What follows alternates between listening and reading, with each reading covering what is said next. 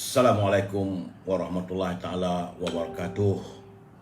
Salam bahagia, salam pertemuan untuk teman-teman yang berkesempatan bersama dengan saya malam ini. Apa khabar Puan Ruby Bidin? Hadir bersama pasangannya. Anda orang pertama dan tentulah saya sentiasa mendoakan kebahagiaan buat Ruby dan pasangannya. Moga-moga kekal hingga ke jannah. Begitu juga dengan saudara Syah Ibrahim. Apa khabar saudara Syah? Saudara Syahrul Azam daripada Kota Baru, Kelantan. Saudara Abdul Rahman, cuaca sekarang ni panas saudara. Saudara menuju akhirat. Hidup. Aduh, terima kasih mendoakan hidup saya. Rasa macam orang besar Saudara menuju akhirat. Saudara Halmi Ramli, saudara Tuan Haji Azhar belum mana. Apa khabar Tuan Haji? Doa saya anda bahagia. Saudara Jamaluddin Muhammad, saudara Hasmi, apa khabar saudara? Begitu juga menuju akhirat minta bubar parlimen. Memang semua nak minta bubar parlimen. Saudara Abu Nem, saudara Hafi Ikwan dari Muar. Apa khabar orang Muar? Mudah-mudahan sihat. Saya bila sebut Muar teringat sedapnya makan asam pedas dan mi rebus Central. Saudara Saidi, saudara Kamal Awang, apa khabar saudara? Saudara Mahusin Dola, saudara Abdul Rahman dari Labuan. Saudara Abdul Rahman dari Labuan sihat. Moga-moga Pulau Labuan sedap dengan angin-anginnya yang bertiup sepoi-sepoi bahasa. Saudara Ami Furniture, saudara Zamari LC, saudara Muhammad Hafizul Jamaluddin, saudara Kamal Zaman, saudara Mat Ridwan. Apa khabar saudara? Begitu juga Ibrahim Cik Muda, Marabiah Abdullah, Puan Marabiah Abdullah. Terima kasih hadir. Puan Hamidah Muhammad, saudara Bakat Ahmad. Salam pencerahan. Puan Mira Harun, saudara Syahidan Abdullah, saudara Hosman Nur. Begitu juga dengan terima kasih saudara Rosinin Koringat, orang Sabah. Saya pun sihat alhamdulillah. Terima kasih mendoakan kesihatan saya. Samsul Anwar, apa khabar saudara? Saudara Abdul Jalil Yusof, saudara Pak Cam Baharudin daripada Shah Alam. Begitu juga dengan saudara Muhammad Dar. Sibuklah kali ini katanya. Saudara Lamsah, saudara Puan Noraidah Kamarudin, apa khabar?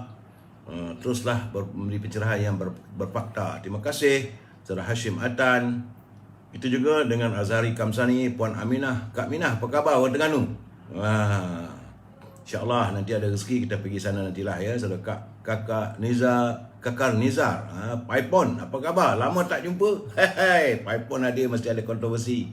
Saudara Syed Mokhtar, saudara Abdullah Majid, terima kasih. Itu juga saudara Muhammad Nizam, Mak Jamil, saudara Said Azhar Syekh Bakar dari Keluang. Apa khabar orang Keluang? Moga sihat di Keluang. Saya hadir sementara je, seketika je dah. Tapi seronok juga di Keluang tu. Mudah-mudahan di Keluang Kemelah dapat wakil rakyat baru, Puan Saraswati saudara. Dan teman-teman yang tak sempat saya santuni, saya mohon maaf kerana banyak perkara yang akan kesentuh malam ni saudara. Hari ini tanggal 29 Mac, hari Selasa saudara. Seminggu je lagi saudara, tinggal 7 hari kita menuju kehadiran tirai Ramadan Al-Mubarak. Moga kita dijodohkan dan dipanjangkan usia berkesempatan untuk hadir bersama-sama kehadiran bulan Ramadan yang cukup mulia. Serta paling tinggi harapan kita supaya dapatlah bertemu dengan Lailatul Qadar saudara. Dan menurut laporan daripada saudara Rio, Rio ni dia hari-hari dan tak pada saya, tak jemu-jemu. Terima kasih saudara Rio, semata-mata untuk pencerahan kepada teman-teman semua. Kata Rio, hari ini adalah hari yang ke-734 negara kita ini, bumi bertuah ini diserang oleh virus corona. Tapi bagaimanapun dari laporan yang diberikan, nampaknya ada pengurangan yang begitu ketara. Kerana kemarin 16,863, semalam cuma tinggal lagi 13,336. Dah semakin sedikit. Jumlah terkumpul yang dijangkiti oleh virus corona 4,152,203 orang saudara. Dan sebagaimana permintaan Puan Mariam, yang sembuh adalah 3,896,489. Tapi kematiannya agak tinggi iaitu sebanyak 54 orang semalam. Warga kita yang menemui maut kesan daripada jangkitan virus corona. menjadikan angka terkumpul mereka yang meninggal dunia akibat virus corona adalah 34,842. Sebab itu saya katakan secara walaupun sekarang ni pandemik COVID-19 sudah berubah kepada endemik, tapi kita harus menjaga kesihatan kita. Jagalah kesihatan kita, jagalah penjarakan sosial. Dalam keadaan sekarang ni pula, musim gelombang bahang panas yang tinggi saudara. Eloklah duduk di rumah, dan saya mengharapkan agar kalau boleh sering-seringlah kita mandi, minum banyak-banyak air masak saudara. Kalau ada pula bekalan air kelapa muda, minumlah air kelapa muda untuk menyejukkan badan kita. Dan saya ingin berpesan juga pada teman-teman, mengikut bacaan saya, kalau boleh di rumah kita sama ada dalam bilik air, simpanlah sekurang-kurangnya satu baldi satu baldi air yang kita takungkan, kerana saya khawatir iaitu ray ataupun sinar bahang ni, kalau dia tak ada tempat air tu, dia akan cari badan kita, semua badan kita yang ada air. Jadi mungkin sinar itu boleh mengakibatkan stroke dan sebagainya. Jadi saudara, pastikan kita berada dalam rumah, berlindung daripada panas. Kalau depan rumah kita terpadang, jangan kita keluar rumah kalau boleh. Debu-debu itu boleh mengakibatkan kita batuk dan sebagainya. Jagalah kesihatan kita saudara. Saya melihat daripada laporan saudara Rio, cuma tinggal 2 negeri aja lagi saudara yang angka ribuan, iaitu di Selangor 6,509 susut, dan juga di Belah Persekutuan 1,317. Lain-lain negeri alhamdulillah nampak gayanya semakin susut dan tiada angka ribuan. Semua telah tinggal ratus-ratusan. Macam Johor tinggal 856, di Sabah contohnya 154 jangkitan saja. Begitu juga di Sarawak 470. Tak ada lagi ribuan.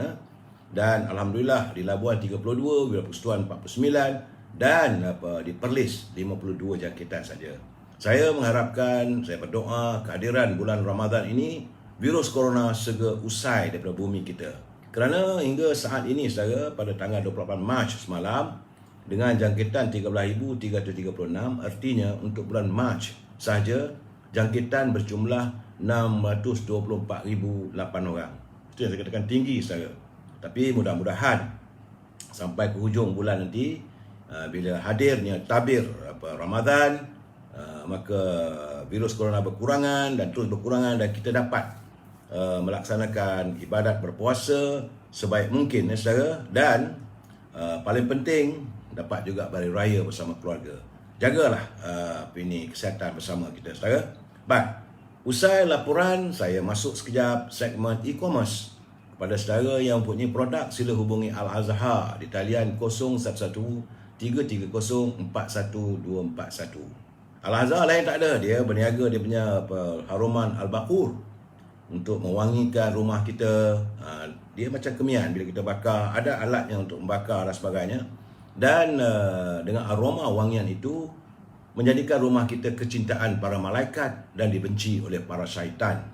Azhar juga ada memasarkan wangi-wangian daripada Arab, iaitu parfum saudara, sesuai untuk dipakai untuk bulan puasa dan juga hari raya saudara. Sila hubungi Al-Azhar.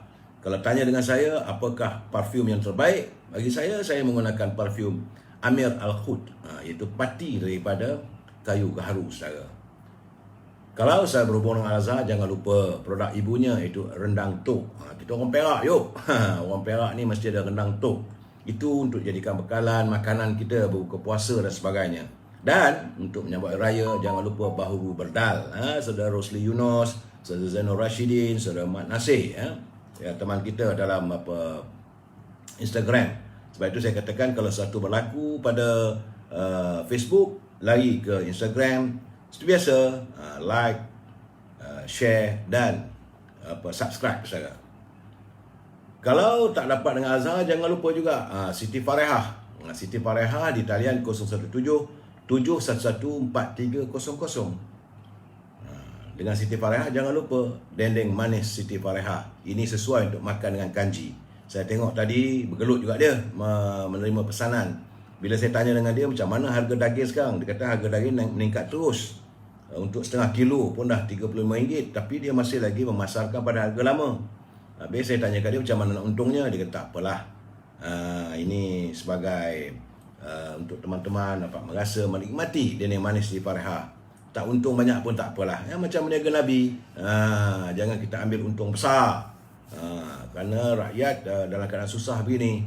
Jadi Siti Fareha membuat keputusan dia tidak menaikkan harga dinding manis, masih daripada harga lama. Tapi saya tak boleh sebut berapa harganya saudara. Itu memang perjanjian saya dengan Facebook. Begitu juga dengan Shauki di talian 012 357 5703. Shauki lain tak ada, buah-buahan jenis kiwi, ceri, anggur. Ini untuk kawan-kawan teman-teman kita di Lembah Kelang. Dan jangan lupa untuk bekalan kita menghadapi bulan puasa ini, buah tamar ataupun buah kurma. Banyak. Safi lah, Mariami lah, ajwa. Ajwa tu memang kesukaan saya lah. Dan ajwa ini adalah tamar kegemaran baginda Rasulullah. Memang rasanya sedap, bulat dan besar. Jadi saudara boleh berpesan untuk kurma itu tu dihantar ke rumah saudara. Hubungi Shauki di talian 012 357 5703. Kemudian jangan lupa, ini popiah sira Lady Maria. Popiah sira Lady Maria ni makannya memang mengasyikkan. Harga pun taklah mahal mana pun. Saudara boleh hubungi saudara Nizam di talian 009 435 1203 untuk menikmati pedasnya, rangupnya dan manisnya popiah sira Lady Maria. Saudara. Dan saudara jangan kita lupa sahabat kita tokoh jamu kemaman, iaitu saudara Zul. Saudara Zul produknya tidak lain dan tak bukan. Saudara boleh menghubungi saudara Zul di talian 019 917 0449 ataupun boleh layari dalam internet, itu tokoh jamu kemaman. Saudara Zul dia memasarkan, ini paling berat ni saudara, iaitu madu Yamani Gold, daripada juga dikenali sebagai madu gurun ataupun madu padang pasir. Ni pekat saudara ni. Berat pula tu. Ini berapa ni? Ini 2 kilo. Tapi dia kata untuk saya tak ada percuma. Tak apa, tak ada masalah. Kalau dia bagi percuma, alhamdulillah. Saya cuma mewawarkan produk teman-teman kita. Jangan lupa saudara, melalui toko jamu kemaman saudara Zul, iaitu madu Yaman Gold. Ini sesuai untuk meningkatkan imunasi, untuk antibody, meningkatkan stamina kita nak berpuasa nanti saudara. Juga rawatan asma dan batuk yang berpanjangan. Kalau selalunya dalam endemik ini banyak kita batuk. Bila batuk tu elok minum madu ini, dan ia memulihkan sistem saraf, rawatan luka, sesedung, dan sesuai juga untuk susulan. Bila kita yang mana yang terkena tahap 1 tu, ni COVID-19, dalam era endemik ini, eloklah amalkan makan madu Yaman Gold. Sila hubungi saudara Zul di talian 019 917 0449. Memang pekat, memanglah original saudara. Bagi saya tengok sesuatu yang original, saya harus mewawarkan pada saudara. Banyak lagi produk dia ada. Dan jangan lupa, itu produk yang dihasilkan oleh toko jamu kemaman ini adalah ekstrak gamat asli dengan jeli rumpai laut, itu jeli gamat.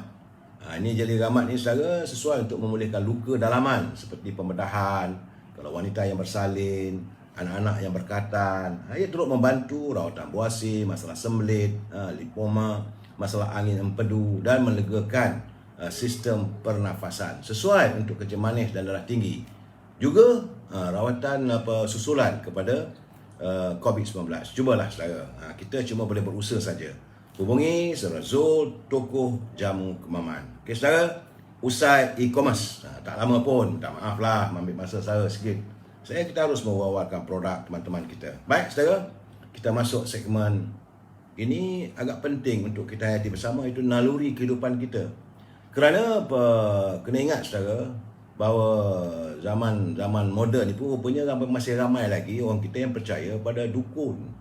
Sedangkan sesiapa yang mendatangi dukun, menurut Rasulullah, ia telah kufur.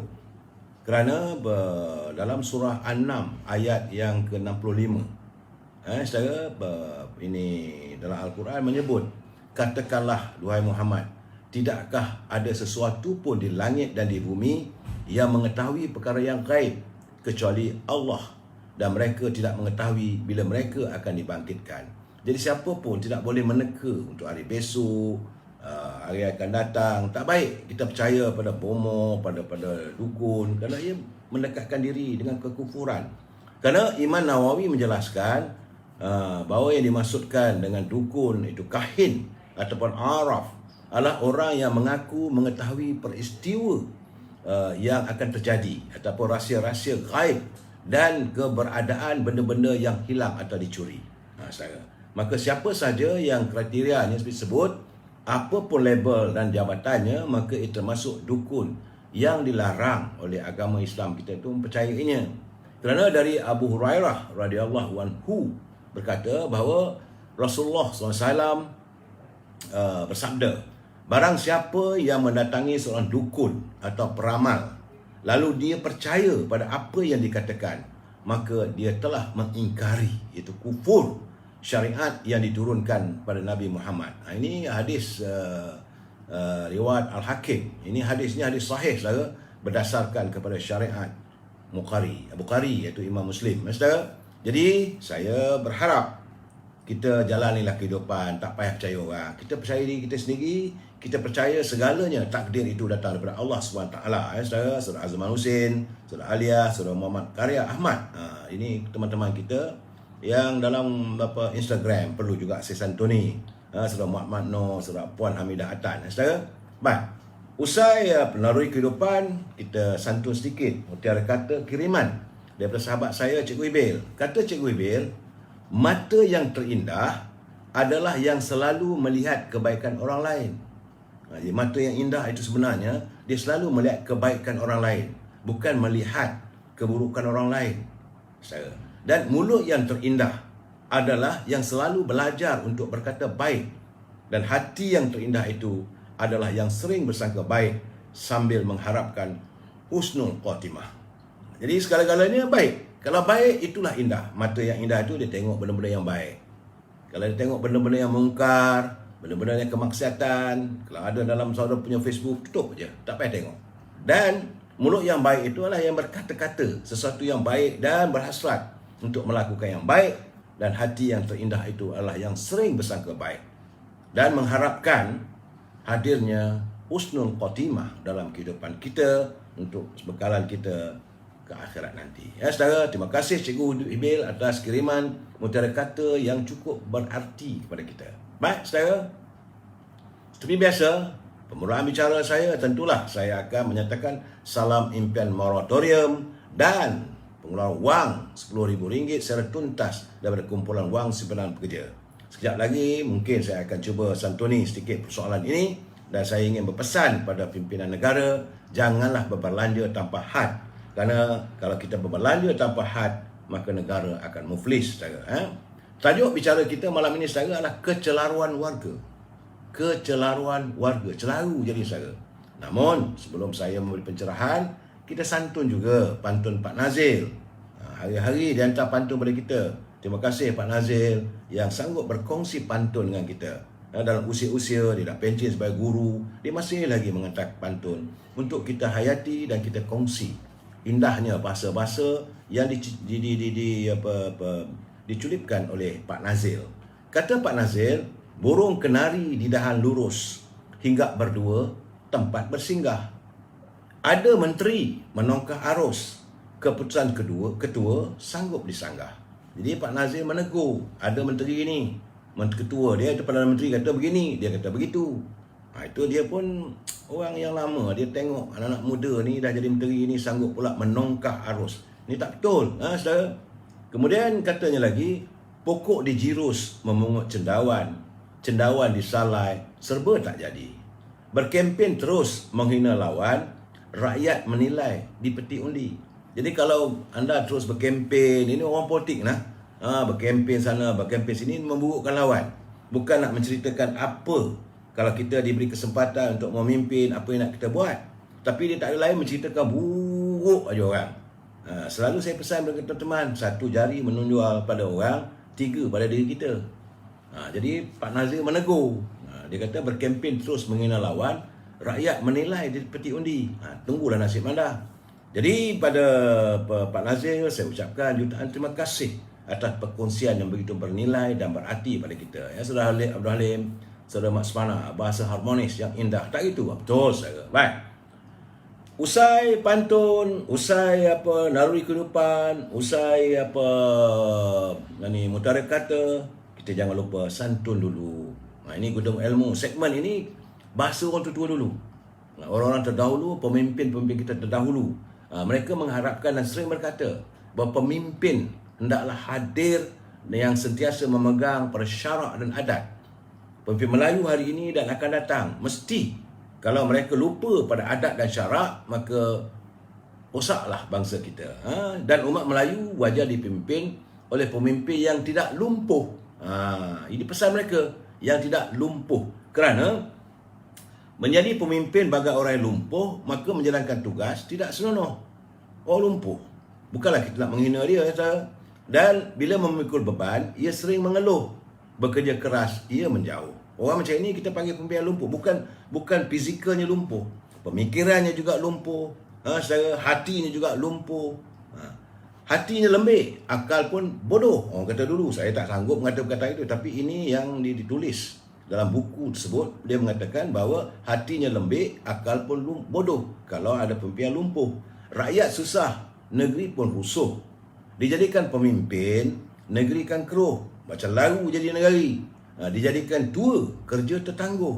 Kalau kita jadikan dia sebagai ketua, maka tertangguhlah segala apa yang kita harapkan. Dijadikan induk ataupun ibu, orangnya selalu mengeluh, dan memimpin negeri kan hancur luluh. Kalau diberikan kesempatan orang macam ini memimpin negara kita, negeri kita, maka hancur luluh lah. Hancur hati, perasaan, hidup rakyat susah. Saudara, itulah harapan pemimpin terdahulu, supaya tidak hadirlah pemimpin yang lumpuh, ataupun orang yang lumpuh ini kita angkat sebagai pemimpin. Bukan lumpuh fizikal, saudara, bukan OKU, tetapi lumpuh pemikirannya, caranya, kehidupannya. Kita sambung lagi malam esok, saudara. Terima kasih Tan Sri Johan Jaafar atas kiriman buku tersebut yang saya gunakan untuk kita berkongsi saban malam. Baik, saudara. Seperti biasa, saya harus memberi peringatan pada mereka yang menyunting semula live saya ini dan dimasukkan dalam channel YouTube. Maka anda harus bertanggungjawab. Saya tidak bertanggungjawab atas sebarang suntingan yang anda lakukan. Kadang-kadang jangan kata saya bercakap, bila anda nak potong, saya kata begitu, sedangkan maksudnya lari, saudara.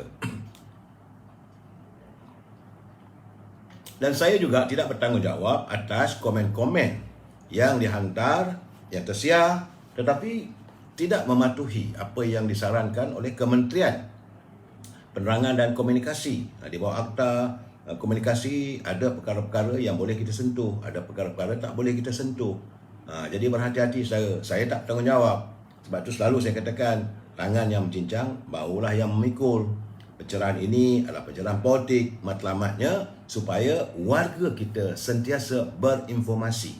Tak ada lebih dari itu. Saya cuma memberi pencerahan agar kalau ada satu isu itu, saya melalui pengalaman saya, melalui teman-teman yang saya temui ataupun saya hubungi. Jadi kita kongsi bersama pandangan itu. Dan prinsipnya, sebab saya katakan prinsipnya kita mesti bersetuju untuk tidak bersetuju. We must agree to disagree. Kalau rasa tak sesuai, kalau rasa tak betul, tak payah pakai. Kalau rasa betul, kalau rasa benda ni benar, jadikanlah ia sebagai panduan dan juga teladan kita. Ini bukan tidak lain tak bukan supaya orang tidak memperkotak-katikkan fikiran kita. Kita warga cinta damai. Sebab itu saya mengharapkan kalau kita nak berhujah, gunakanlah bahasa yang harmonis, bahasa yang baik-baik, melambangkan bangsa kita, bangsa yang tinggi adabnya. Saudara Noraidah, Puan Noraidah Kamrin, Datuk Kina Ceh, pengundi baru tak guna IC palsu. Saya mungkin ada pengundi baru yang kata menggunakan IC palsu. Saya rasa tak ada begitu. Sebab apa yang dilakukan oleh Suruhanjaya Pilihan Raya, dia melalui Jabatan Pendaftaran Negara, saudara. Baik, saudara. Saya harap kita santuni setiap perbincangan kita ini dengan bahasa yang baik, yang harmonis, kerana kita adalah warga cinta damai, saudara. Melatifiah, moga BN menang besar PRU 15, insyaAllah. Tapi kena kerja keras lah. Kalau harap cakap je tak jadi juga, saudara. Baik, saudara. Saya juga seringkali diberitahu, ada teman-teman hantar kiriman kat saya, kata bahawa saya mengeluarkan mereka daripada face saya. Saya tak buat begitu. Tidak terlintas pada saya untuk mengusir siapa pun daripada wall saya ini, saudara. Sama ada anda daripada parti mana pun. Saya bukan orangnya yang dengar orang tu kata tak baik, kita buang. Ada teman-teman kita kata terkajang saja. Bukan. Saya bukan begitu. Saya menyantuni semua pemikiran. Bagi saya, masing-masing ada idea, ada pandangan, ada pendapat. Cuma, akhir-akhir ini memang ramai kawan-kawan mengatakan mereka tidak mendapat notifications ataupun peringatan daripada Facebook. Sebab itu saya katakan, saya kena selalu like, share dan subscribe. Kadang-kadang dia lama sistem tu lari. Dah habis ataupun pudar. Tak ada dah. Jadi kena diperbarui. Jadi saya harap bahawa saudara sentiasalah, tak susah mana pun, tekan like, share, subscribe. Like, share, subscribe. Akan ada notification gambar loceng tu, tekan kat loceng tu. Itu saja saya, supaya setiap kali bila saya membuat pencerahan, kadang-kadang saya buat pencerahan petang. Selalu petangnya bukan politik lah. Tentang isu semasa ataupun kedai-kedai ataupun tempat makan, saudara. Jadi notification itu akan sampai pada saya setiap kali saudara like, share dan subscribe serta notification. Saudara, ini perlu saya peringatkan kerana tidak niat saya, dan saya akan sentiasa bersiaran tepat jam 9.30 malam. Memanglah saya putuskan hubungan dengan teman-teman yang lain. Kalau boleh jangan hubungi saya sehinggalah jam 10.30 malam. Tetapi cuma saya nak ingatkan, bila hadirnya bulan Ramadan nanti, saya akan mula bersiaran jam 10 malam. Kerana memberi kesempatan untuk teman-teman melaksanakan solat tarawih. Ini setahun sekali je. Bukan lama pun, setahun sama sebulan lah kita melakukan solat tarawih. Dan saya pun nak melakukan solat tarawih. Jadi sama-sama kita melakukan amal ibadat ini. Jadi saya live saya ini bermula jam 10 malam. Bermula daripada malam pertama. Kalau besok puasa, malam tu saya bermula jam 10 malam. Dan saya tidak terlintas untuk meninggalkan anda. Susah macam mana pun saya akan berusaha, saudara. Sebab bagi saya rindu untuk berjumpa dengan saudara. Kerinduan itu sentiasa membakar dalam jiwa dan perasaan saya. Sebab saya tahu anda ikhlas dengan saya. Walaupun kita berbalah pandangan, kita bertentangan pandangan, saudara daripada parti-parti politik yang lain, tapi bagi saya kita menyantuni dengan penuh berhemah, saudara. Baik, saudara, itu peringatan saya. Jangan lupa like, share, subscribe, sama ada di Facebook ataupun di Instagram. Inilah yang memberi semangat untuk saya terus berkomunikasi dengan anda. Baik, saudara, sebagaimana saya katakan tentang kumpulan wang simpan pekerja, sinarnya dah nampak, saudara. Sinarnya ada, tapi dapat belum tahu lagi, saudara. Kerana menurut kenyataan daripada kumpulan wang simpan pekerja hari ini, ahli-ahli penyimpan dalam KWSP bolehlah memulakan permohonan. Boleh memulakan permohonan. Belum dapat lagi, saudara. Memulakan permohonan untuk pengeluaran simpanan mereka melalui portal pengeluaran khas, iaitu kwsp.gov.my. Jadi saudara pergi, kalau saudara ada komputer, tekan kwsp.gov.my untuk pengeluaran simpanan kumpulan wang simpanan pekerja anda. Dan pengeluaran ini pengeluaran khas. Jadi kalau kumpulan wang simpanan pekerja KWSP dalam kenyataan hari ini memaklumkan bahawa permohonan untuk pengeluaran tersebut akan dibuka kepada ahli di bawah usia 55 tahun bermula 1 April 1 hingga 30 April. Manakala pembayaran, ini yang paling penting, katanya pembayaran akan dibuat pada 20 April. Jauh lagi. Aduh, kenapa lah begitu? Sepatutnya apply masuk, tekan je. Kalau dapat masuklah ke bank. Tak tahulah apa yang nak mereka lakukan, saya tak tahu. Tapi bagaimanapun kita bersangka baiklah, saudara. Apply lah, saudara. Dan insyaAllah pada 20 April mungkin boleh gunakan wang itu untuk sedikit belanja menyambut bulan puasa dan juga kedatangan Aidilfitri. Tapi saya ingin berpesan pada saudara, jangan berbelanja tanpa had. Apa yang ada tu berbelanja sedikit demi sedikit, kerana kita tak tahu bagaimana kedudukan ekonomi negara yang akan datang, saudara. Jadi pada mereka saya haraplah, ini untuk pengeluaran wang RM10,000 kepada mereka yang berkelayakan. Tapi bagaimanapun, kata KWSP, sama ada nak keluar RM10,000 pun boleh, dan minimalnya RM50. Jadi artinya RM50 mungkin RM500 lah.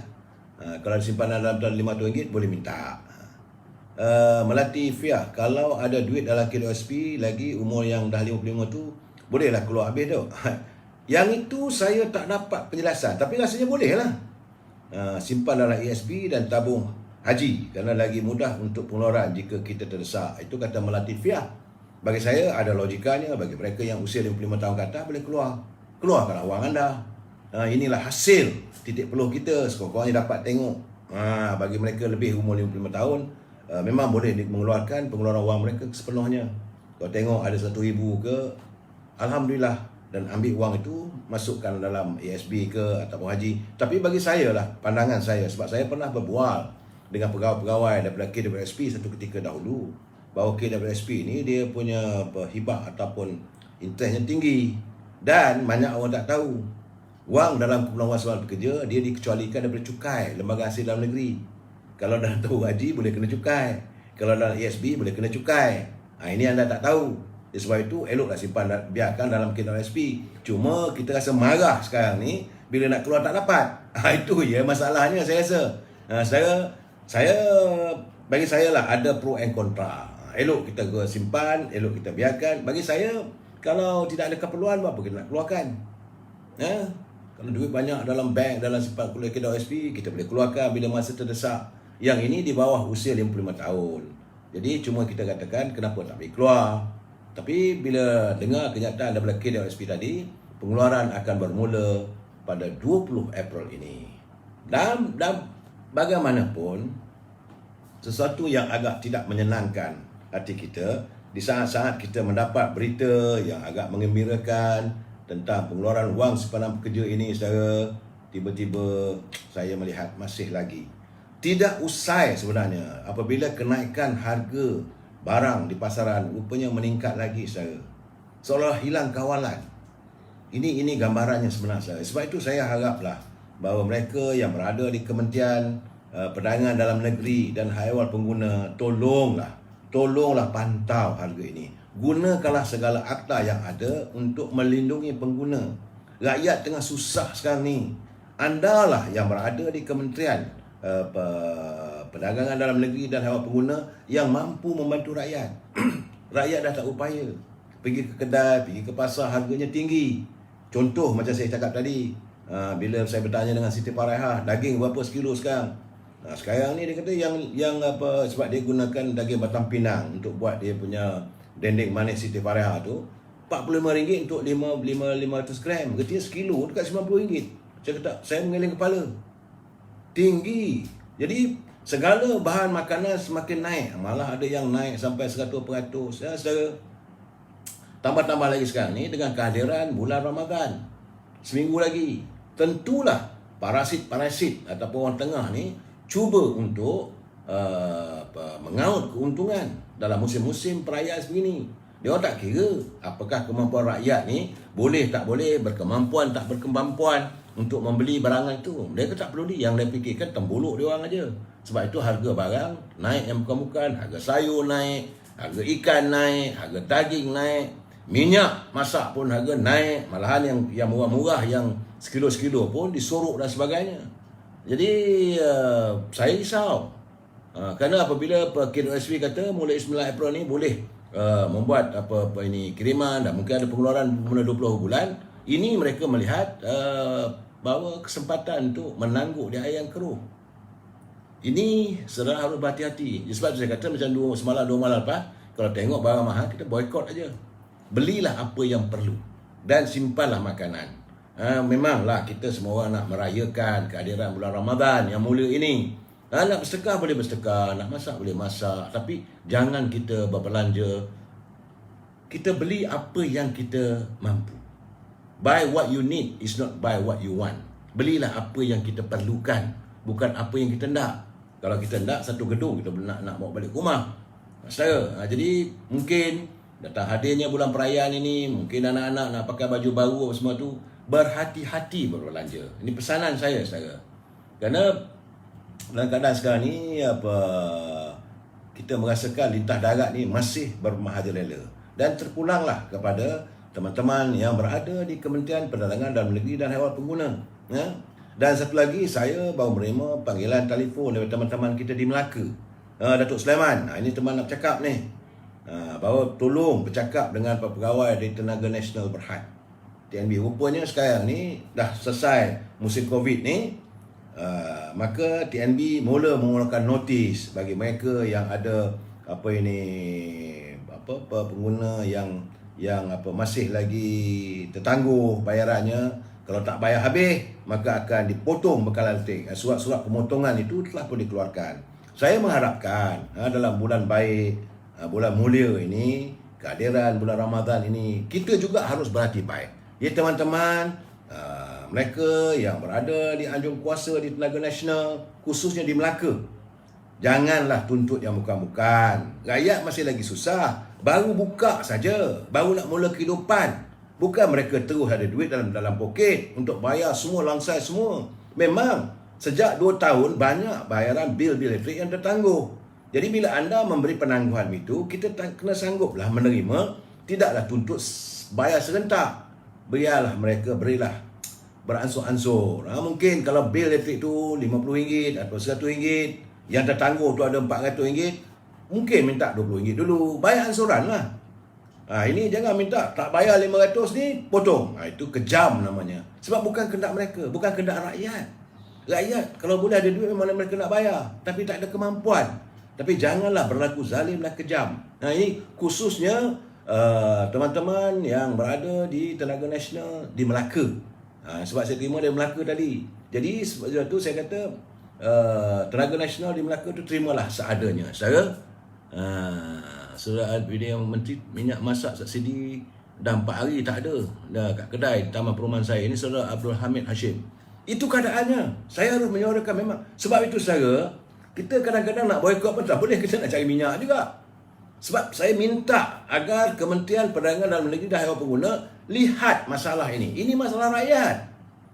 Anda mendapat gaji yang dibayar oleh rakyat.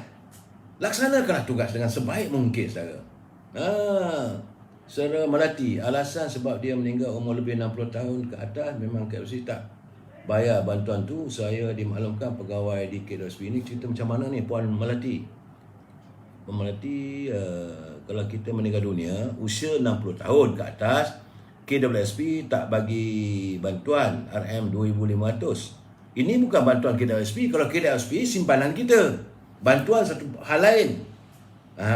Sebab itu saya katakan sekarang ni, bila menyentuh soal bantuan ni, saya mengharapkan agar pimpinan, khususnya pegawai yang melaksanakan amanah daripada kerajaan itu, janganlah mempersendakan rakyat.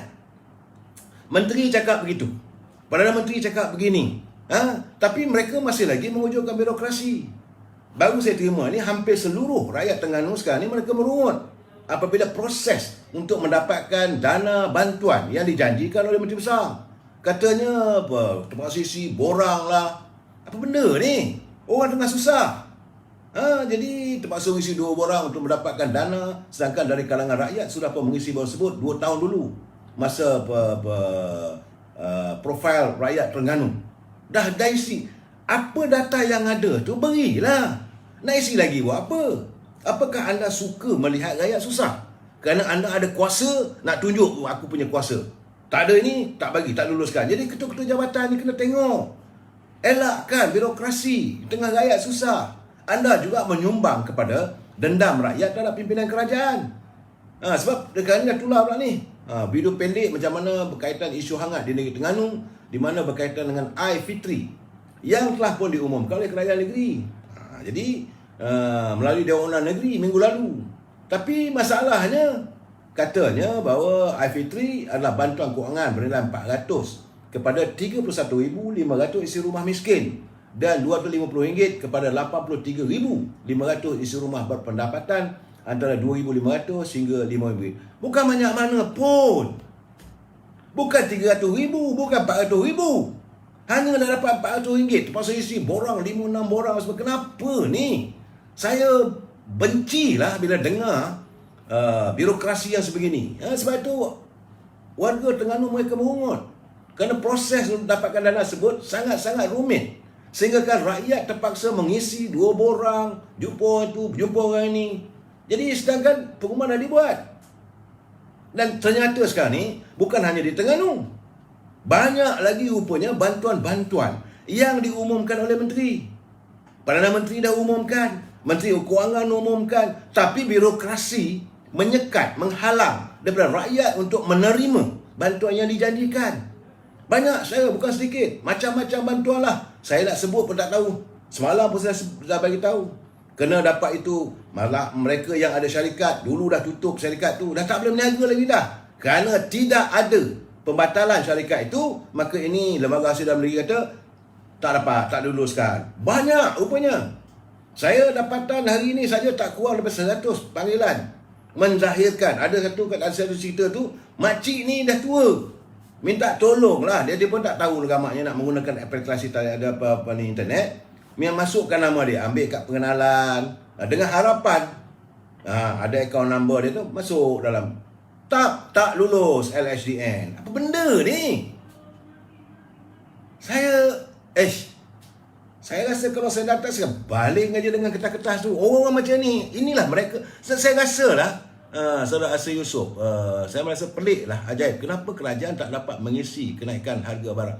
Masalah kenaikan harga barang, saya put a total blame dekat Kementerian Perdagangan Dalam Negeri dan Haiwan Pengguna dan Kementerian Pertanian. Mereka harus memikul beban ini. Kamu tanggunglah segala dosa-dosa kamu pada rakyat. Gaji kamu dibayar oleh rakyat, tapi kamu tidak berkhidmat untuk rakyat. Bagi mereka yang melakukan birokrasi yang terlalu perit untuk dapat. Dulu masa PKP dulu tu, kalau dia dah dapat, apa salahnya? Apa masalah? Masalah sekarang ni, apa masalah anda untuk menekankan 8466788 ni IC number, akaun WB ni, tekan aja lah. Perlukan ada. Kena isi borang, kena cek, kena tengok. LHDN pula nak kena luluskan. Jadi dalam keadaan sekarang ni, akhirnya rakyat memberontak. Sebab itu kita melihat pimpinan hidup senang lenang. Anda dibayar gaji, rakyat susah. Orang minta ni, rakyat Malaysia ni bukan jenis meminta-minta. Mereka tidak mahu mengemis, tapi dah terpaksa. Rakyat Malaysia ni bukanlah rakyat yang menandatangan. Kita bukan jenis ayam dedak. Kita jenis ayam jantan yang tahu mencari pencarian kehidupan, tapi dah tak ada upaya. Sebab itu kerajaan kata nak bagi. Tapi apa dia ni? Birokrasinya begitu. Ya, beratlah. Sebab itu hari ini menteri, saya tengok kenyataan Tan Sri Nur Hamar. Dia pun sendiri melihat. Dia kata sepatutnya, kata Tan Sri Nur Hamar tadi, sebagai Menteri Pembangunan, Usahawan dan Koperasi, kata Tan Sri Nur Hamar petang tadi dalam program bersama SME Corp. Saya rasa kesal kerana saya menjangkakan akan menyampaikan cek tunai SMEEF 2.0 kepada usahawan PKMS yang terjejas akibat banjir pada majlis tersebut. Tapi yang hadir cuma seramai 20 PKMS untuk menerima mock check. Tahu tak mock check tu? Dapat 2,000, 3,000 mock check untuk dia ambil gambar.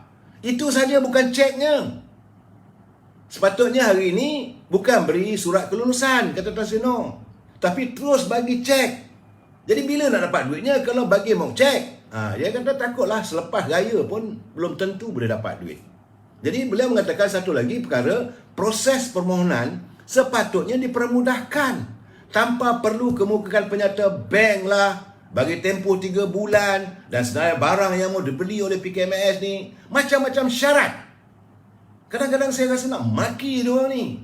Anda sebagai ketua jabatan, why must you create all these things? Yang nak bodek menteri anda, buat apa?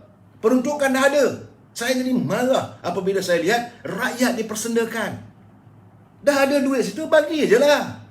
Nak tunjuk sangat, ni kerja baik lah, aku bekerja, demang ini, wang ni aku jaga dengan sebaik mungkin. Bodoh! Kerana anda merasakan tak masuk poket anda. Ini yang saya rasa geram ni. Akhirnya anda juga menimbulkan persepsi rakyat bahawa bukan hanya menteri, ketua-ketua jabatan pun gamaknya, kerana tak masuk, maka disusahkan rakyat. Apakah anda mahu rakyat jadi Robin Hood? Ini masalah saya. Saya haraplah ketua-ketua jabatan ni berfikir panjang. Jangan anda ingat anda waktu berapa lama anda boleh berada di situ. Kebanyakan ketua-ketua jabatan tu 4-5 tahun besok dah tukar jabatan. Besok barulah bila dah berhenti kerja ni, dah pencen, baru duduk kat masjid. Saya dulu pengarah ni, saya belum pengarah ni, pengarah. Bish, tak larat saya nak maki saya. Ya, jadi teguran saya, kata Tan Sri Norma, dia cakap tadi, dia kata, jadi arahan saya tadi, syaratnya cukup mudah. Buktikan perniagaan mereka terkena banjir. Ini yang waktu PKMS apa semua dia, pengesahan boleh dibuat oleh pejabat daerah. Boleh juga hanya berdasarkan laporan polis atau dibuat oleh pemimpin setempat. Jadi teguran saya kepada SME Corp, iaitu salah satu agensi di bawah KUSKOP, bukan untuk kepentingan saya, tapi memikirkan gulungan PKMS yang memerlukan bantuan pinjaman daripada kerajaan selepas terjejas akibat bencana banjir sebelum ini. Ini keadaan. Menteri dia tengok, bagi mock-up. Mock check lah. Tambah. Menteri pun bagi mock, awak pun ambil. Senyum, sengih. Duit elek, poci elek. Apakah ini gambarannya jabatan-jabatan kerajaan kita yang bertanggungjawab untuk menyalurkan bantuan yang dijanjikan oleh pemimpin? Ini anda juga hanya menyuang masalah. Saya harap benda ini, saya rasalah cara terbaik SPRM siasat ketua jabatan begini. Mereka yang menjaga Baitul Mal, kalau mereka juga hidupnya lebih lumayan, siasat mereka. Kalau ketua-ketua jabatan, lembaga hasil dalam negeri, perlu disiasat. Kerana apa yang dilontarkan oleh Perdana Menteri, oleh Menteri Kewangan, dah bagi tahu. Bagilah. Kenapa disusahkan rakyat? Kesannya daripada itu sahaja, tengoklah hari ini. Saya tengok, sekarang ni polis dah mengesan 15 lelaki dipercayai memecah masuk sebuah premis menjual perkakas komputer dan melarikan barangan berjumlah RM70,000 di Bandar Damai Perdana di Ceras. Kesan rakyat susah, maka jenayah meningkat. Hari ini mereka merompak bukan seorang, 15 orang. Walaupun ada tular dalam video apa semua gambar, tapi 15 orang. Menurut Ketua Polis Daerah Kajang, ACP Muhammad Zaid Hassan, dalam kejadian pada pukul 6 pagi itu, pengawal keselamatan premis yang terletak di tingkat 1 lot kedai itu turut diserang suspek dengan menggunakan kayu baseball. Jaga pengguna balon. Sebab apa? Sebab rakyat dah susah. Siapa nak merompak ke perisian komputer? Tapi dah terpaksa. Jadi sebab itu saya harap ketua jabatan, pimpinan melihatlah gini. Jangan kita menggunakan kuasa yang ada ini untuk menyusahkan rakyat. Dan satu hal lagi ni saya. Ini saya tengok kenyataan daripada Menteri Besar Selangor. Tiba-tiba saja bernama melaporkan sejumlah 57 guru kelas Al-Quran dan Fardu Ain Kafar di Selangor yang masih enggan mengambil suntikan vaksin. Walaupun telah digantung tugas, mereka berdepan dengan risiko ditamatkan perkhidmatan. Itu kata Menteri Besar. Jadi guru ni di 7 orang ni akan diberhentikan kerja. Saya menunglah benda ni. Orang tak nak ambil, dia kata kononnya membuat risiko pada pelajar-pelajar apa semua. Saya sekarang ni kalau kita dengar lah laporan yang kita dapat, macam-macam dah. Malahan pada menteri kata tidak ada keperluan lagi nak ambil vaksin dan sebagainya. Jadi saya tak faham lah keadaan dia ni. Soal ambil vaksin, siapa nak ambil lah. Sedangkan dipersoalkan vaksin ini. Tadi saya keluar, saya makan tengah hari tadi dengan sahabat saya, Datuk Zainal Amri. Saya makan nasi kandar dekat Jalan Tunku Abdul Rahman. Lepas tu nak balik tu, saya sajalah, saya naik MRT. Naik ke sistem pengangkutan. Tiba-tiba jaga dia tahan saya. Dia kata, kenapa tak pakai pelitup muka? Garang pula tu. Jaga dia pula memang cari masalah dengan saya. Saya tanya dengan dia, undang-undang mana kamu pakai? Yang kamu nak tangkap saya? Kamu bukannya polis. Pertama. Yang kedua, kamu nak tengking saya tengah orang pasal apa? Dia kata, saya dapat arahan. Itu arahan kamu punya hal. Saya ada hak saya. Soal saya nak pakai, tak pakai pelitup. Ini masalah pelitup muka ni pun satu masalah. Saya dah bercakap 2-3 malam lepas. Apa piawainya? Piawaiannya. Kalau saya menggunakan pelitup jenis hitam ke, yang putih ke, jenis kain ke, jenis kertas ke, apa piawaiannya? Apakah ini menjamin bahawa saya tidak akan dijangkiti oleh virus corona? Apa jaminannya? Dan waktu saya balik pula tu, lepas daripada session tu, saya naik Grab, saya berbual pula dengan pemandu Grab. Saya kata, seingat-ingat saya waktu saya di sekolah dulu, kita manusia ni, kita sedut oksigen. Masuk dalam badan kita oksigen, kita keluarkan carbon dioxide.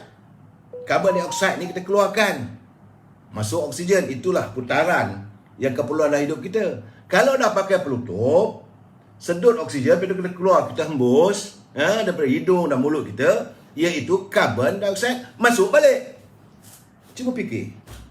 Ini sekadar fikir-fikirkanlah.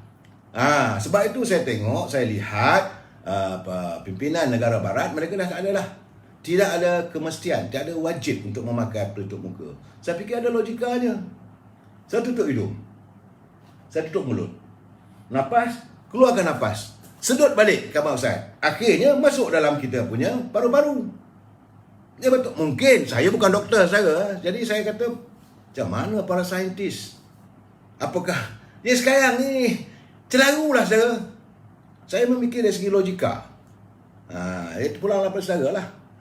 Dan bila sebut tentang ini, sekarang ni timbul masalah MySejahtera. Dah jadi satu polemik yang besar sekarang ni rupanya. Sebab itu Timbalan Presiden UMNO, Datuk Seri Utama Muhammad Yassin, dia menzahirkan kebimbangan dalam isu aplikasi MySejahtera. Kerana ia katanya dibangunkan oleh kerajaan bagi tujuan untuk pengawasan penularan wabak COVID-19. Alhamdulillah dia kata. Ia adalah aplikasi yang sangat membantu dan bermanfaat. Tetapi laporan tentang perlantikan entiti persendirian MYSJ Sdn Bhd sebagai syarikat yang akan menguruskan aplikasi MySejahtera ini untuk fasa seterusnya adalah sesuatu yang membimbangkan. Benar. Kerana walaupun Kementerian Kesihatan dia telah pun memberi penjelasan, ada tuan-tuan bubu kelurahan, dia kata jaminan lah data-data yang ada dalam MySejahtera itu tidak akan dapat pada orang lain, tapi dia jamin diri. Kalau data-data itu digunakan oleh skamer, orang boleh dapat tahu segala jenis penyakit, segala badan kita, nama kita, IC kita, alamat kita. Ini data penting. Dan kita mempunyai hak untuk melindungi kita punya data peribadi. Dan sekarang ni syarikat itu dah jadi macam barang dagangan. Dia jual pula wani, jual pula wani. Ini masalah. Saudara. Kata Tok Mat, dia kata walaupun Kementerian Kesihatan Malaysia telah pun memberikan penjelasan. Jadi dia kata ada beberapa kekeliruan yang wajar dijelaskan. Terutama tentang perlantikan MYSJ Sdn Bhd melalui mekanisme rundingan terus dan bukannya melalui tender terbuka. Ya, rakyat berhak mengetahui rasional dan motif serta kemampuan entiti yang terlibat. Ini betul saudara. Jadi kita jangan lupa saudara, aplikasi ini dibangunkan pada awalnya sebagai satu tanggungjawab sosial korporat untuk mendepani pandemik yang menular. Jadi apa-apa tujuan kata Tok Mat selain pengawalan pandemik yang memerlukan kerajaan melakukan libat urus yang komprehensif dengan semua pemegang taruh, terutamanya rakyat Malaysia. Heboh dah sekarang saudara. Ada yang kata 300 juta, ada yang kata 7 juta. Jadi apa hal ni? Tak habis-habis isu ini. Walaupun sekarang ni Khairi pula dia kata jumlah yang akan dibayar oleh kerajaan jauh lebih rendah berbanding 338.6 juta untuk lesen aplikasi MySejahtera. Itu kata Khairi, dia menjawab pula. Katanya kerajaan kini masih berunding dengan MYSJ Sdn Bhd berhubung terma perjanjian lesen MySejahtera. Itu kata dia. Sekarang ni susah mula. Parlimen ni PAC juga telah pun menyatakan kurang senang mereka kerana adanya yang dilihat tidak memenuhi prasyarat sebagaimana yang diperlukan dalam syarikat-syarikat yang ada hubung kait dengan kerajaan. Kemudian saya terima satu kenyataan. Ini daripada sahabat saya, Saudara Johari Ismail. Dia hantar pada saya.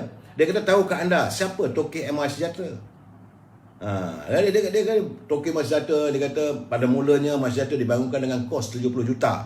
Tapi apabila telah dibangunkan oleh KPI Soft Sdn Bhd, ia merupakan syarikat asing. Jadi orang asing dah tahu rahsia kita. Katanya syarikat itu, katanya lah, saya tak tahulah, banyak cerita saya.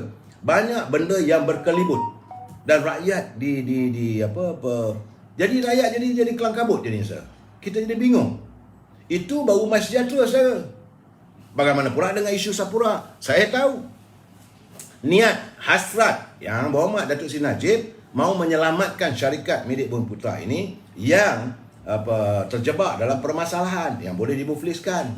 Kerana ini merupakan syarikat itu Sapura Energy. Dia antara satu-satunya syarikat yang membangunkan sektor oil and gas.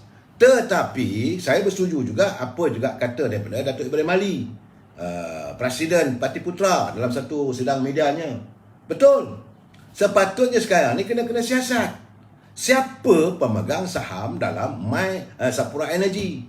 Siapa yang mengendalikan syarikat Sapura Energy? Malahan sudah terdedah bahawa orang yang menjadi ketua eksekutifnya dapat sebulan 200, bukan sebulan, sehari gaji dia 200,000. Jadi bila syarikat bermasalah, kau tinggalkan begitu saja. Selama ni kamu dapat berapa juta. Artinya dia perlu disiasat. Dia perlu disiasat. Wang tu pergi ke mana? Kalau masih ada lagi, dia kena bertanggungjawab. Dia harus bertanggungjawab atas syarikat yang dipimpinnya. Bukan sedap-sedap mengaut segala kekayaan daripada syarikat tersebut. Lepas itu ada masalah sikit, tinggalkan. Saya rasa Sapura Energy ini melibatkan bukan saja Syaril daripada Sapura. Begitu juga melibatkan adalah anak-anak pemimpin besar pun ada. Malahan saya tengoklah kesan daripada itu katanya Sapura jual lah dia punya jet. Itu masalah kamu. Tetapi saya tahu bahawa niat matlamat hasrat sebenarnya nak tolong, tapi nak tolong pun kena lihat. Orang kata kalau kita nak bantu tu biarlah benda yang soheh, yang ini disebabkan kesannya 1, 2, 3, 4. Tapi kalau selama ini mereka mengaut kekayaan, gaji sampai satu hari 200,000 saudara. Bukan 200,000 sebulan, RM200,000 sehari ikut laporannya. Dan sekarang ni syarikat bermasalah. Bila bermasalah, kamu pulangkan kepada kerajaan untuk mengambil wang rakyat untuk menyelamatkan kamu. Saya rasa tak betul. Tak betul yang ni. Saya minta maaf lah Datuk Seri Najib. Niat anda memang baik untuk melihat syarikat begini. Tapi apa salahnya buat satu syarikat baru? Dulu Datuk Seri Najib waktu beliau menjadi Menteri Belia dan Sukan, syarikat Kobena bermasalah, tutup. Dibuat satu lagi syarikat baru, iaitu syarikat Koperasi Belia. Macam Kobena juga. Jadi saya rasa macam Sapura Energy ni tak perlulah kita nak bail out. Bukan sikit saya. Memang syarikat-syarikat yang telah pun membuat file di mahkamah untuk memufliskan Sapura Energy ni banyak. Kerana hutangnya sampai 10 bilion. Aduh, ya Allah. Jadi orang yang bertanggungjawab mengendalikan syarikat itu tidak boleh lepas lari. Dia tak semestinya bila syarikat ada masalah, saya declare dengan ini saya berhenti. Tak boleh. Bukan semudah itu. Sikap tanggungjawab anda kepada syarikat yang anda pimpin apabila syarikat itu bermasalah, nyatakan kenapa ia bermasalah. Jangan hanya menunding satu tempat saja. Betul, kita tahu ini berlaku sejak hadirnya kerajaan yang bukan Barisan Nasional. Kita tahu. Tapi tak boleh itu jadikan alasan saja. Anda yang tidak cekap menguruskan syarikat, apakah anda boleh dapat gaji 200,000 sedangkan syarikat begitu anda tak boleh bantu? Sejepang PKM tak dapat. Tuh, dulu sebelum ni dapat. Situ yang Najib suruh selamatkan Sapura. Untuk makan seorang-seorang, bila rugi rakyat yang tanggung. Betul, saudara Jipang. Saya bersetuju dengan anda. Yang ini saya tidak bersetuju. Tak ada keperluan. Sedang rakyat tengah susah ni. Dia sedap-sedap satu hari 200,000. Mungkin lembaga pengarah yang lain juga, mereka perlu disasat. Sebab itu Datuk Ibrahim Ali dia buat laporan pada Suruhanjaya Pencegahan Rasuah. Apakah ada elemen rasuah? Kenapa syarikat yang begitu besar boleh dalam keadaan tunggang langgang? Takkanlah peringkat awal terus tak boleh bayar sampai 10 bilion. Saya tidak yakin. Walaupun waktu krisis ekonomi berlaku, harga minyak turun dan sebagainya, saya tidak yakin Petronas berapa bulan sangat sampai 10 bilion. Dan benda ini saya rasa saya yakin mesti ada foul play. Mungkin ada kepimpinan yang tidak mencerminkan keikhlasan untuk mereka mentadbir Sapura Energy. Ya, saya haraplah supaya mereka yang pernah mengecap nikmat daripada syarikat yang sebegitu, anda juga perlu bertanggungjawab. Kalau ada simpanan, keluarkan dari simpanan anda. Saya khawatir bimbang wang yang ada di timur masuk disimpan luar negara. Ini juga yang ada dalam Pandora letters ini yang disentuh di parlimen. Sebab itu perlu dibuka. Kerajaan wajar sewajar-wajarnya membuka segala kepincangan. Saya rasa, tapi mungkinlah sekarang ni UMNO hanya parti picisan dalam kerajaan, sebab dengan 42 kursi tak bolehlah nak buka segala-galanya. Saya yakin kalau kerajaan yang akan datang, siapa sahaja yang akan memerintah negara ini yang mempunyai jumlah kursi yang cukup, yang mantap macam di Melaka ataupun di Johor, maka perlu diadakan satu siasatan terperinci Kita nak dedahkan segala-galanya dan tempoh setahun tu kita buka lah segala-galanya. Supaya dapat menjadi pengajaran akan datang. Sebab negara kita kaya raya, saya tak sepatutnya rakyat susah. Tapi itulah keadaannya. Saya lihat, saya tengok ketawa juga ni. Kalau saya bising nanti orang marah juga. Saya benci, tidak. Saya melihat macam mana contoh, sebagai contoh. Contohnya di Johor. Ahli dia orang luar negeri kawasan Puteri Wangsa. Itu Amira Aisyah. Rakyat kawasan itu mengalami masalah apabila keriritan kedai, 5 buah kedai terbakar. Dia minta derma kat orang. Itu bukan kerja wakil rakyat minta derma kat orang. Perlu dicari upaya macam mana nak menyelamatkan mereka. Jadi kesannya apa? Saya lihat akhirnya ke bawah Duli Yang Mulia Sultan Johor sendiri bertitah bahawa baginda 5 peniaga yang terjejas pendapatan selepas geram mereka di kawasan perniagaan Felda Ulu Tebrau, Johor Bahru yang musnah dalam kebakaran Jumaat lalu. Mereka bersyukur dengan kurniaan bantuan Duli Yang Mulia Sultan Johor. Sepatutnya dia sebagai wakil rakyat, kalau dah tak ada sangat, sembahlah kat tuanku.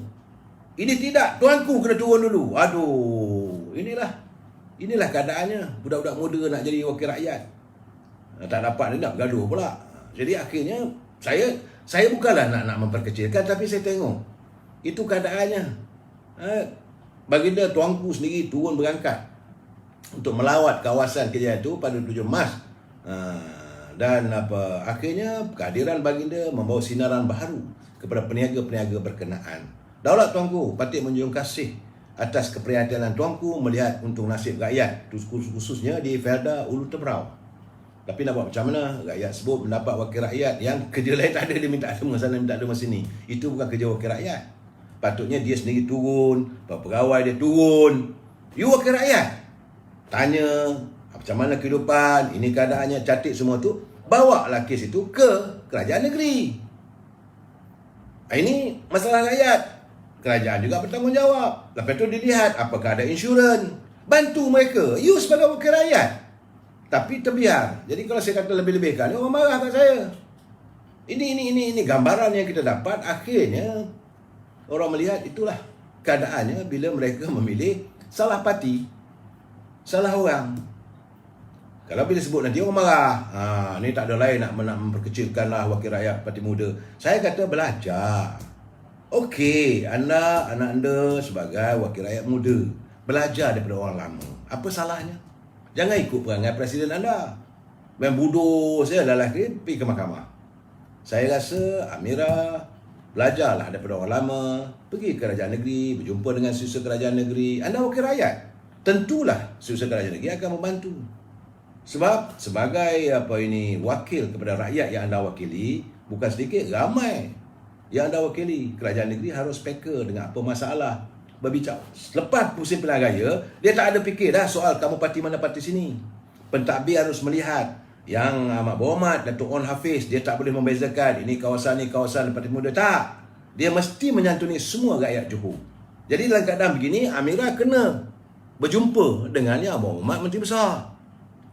Bawakan masalah ni, malu ni. Akhirnya tuanku, tapi alhamdulillah lah, Duli Yang Mulia tuanku Sultan Johor begitu prihatin dengan kehidupan rakyatnya. Itulah saya katakan Johor ni lain. Mereka mempunyai payung negeri yang sentiasa menyantuni rakyatnya. Ampun tuanku, patut menjunjung kasih yang sebegitu muka. Jadi tak apalah saudara Bob Rizal nak buat macam mana. Akhirnya warga di Puteri Wangsa, terimalah anda untuk 5 tahun mendatang ini seorang wakil rakyat. Kalau dia tak mau belajar, dia masih buat keras kepala dia macam mana orang parti-parti muda yang lain, wallahu alam bisawab. Kita sambung lagi malam esok. Kita jumpa lagi. Wabillahi taufiq wal hidayah. Assalamualaikum warahmatullahi wabarakatuh. Selamat malam.